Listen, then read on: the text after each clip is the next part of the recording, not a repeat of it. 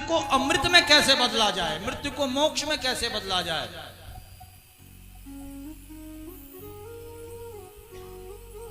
बिल्ली जब अपने मुख से, अपने दांतों से जब चूहे को पकड़ती है तो चूहा छटपटाता है, तड़पता है, तड़प तड़प करके छटपटा छटपटा करके उसके प्राण निकल जाते हैं। और उसी मुख से जब अपने बच्चे को पकड़ती है तो खरोच तक नहीं आता है।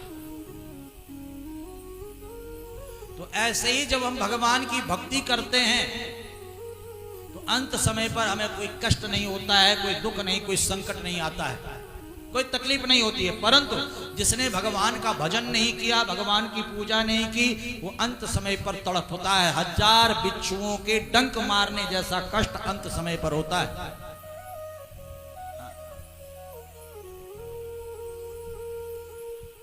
बहुत सारे लोग ऐसे हैं, हॉस्पिटलों में आप जाकर के देखिए, कई कई महीनों से, कई कई सालों से पड़े हुए हैं, तड़प रहे हैं, मृत्यु को बुला रहे हैं, परिवार वाले गौदान कर रहे हैं, गीता का पाठ कर रहे हैं, भैया जल्दी मुक्त हो जाए। और बहुत सारे लोग ऐसा है, महाराज जो है भगवान का पूजन कर रहे हैं और पता ही नहीं चलता कब प्राण निकल गए। अभी कुछ दिनों पहले की बात है, हमारी शांति माता की कॉलोनी में, बसंत विहार कॉलोनी में, हर वर्ष लगभग 14 वर्षों से वहां पर कथा हो रही है, भागवत कथा हो रही है। और वहां पर एक बहन, नाम भूल गया, क्या नाम था उसका, जो मीनू नाम उसका था, और महाराज बनिया परिवार से है।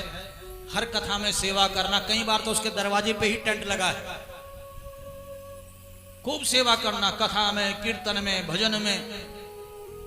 और अभी महाराज गणेश उत्सव चल रहे थे, राधाष्टमी, हाँ देखिए दिन भी कितना सुंदर, राधाष्टमी का दिन।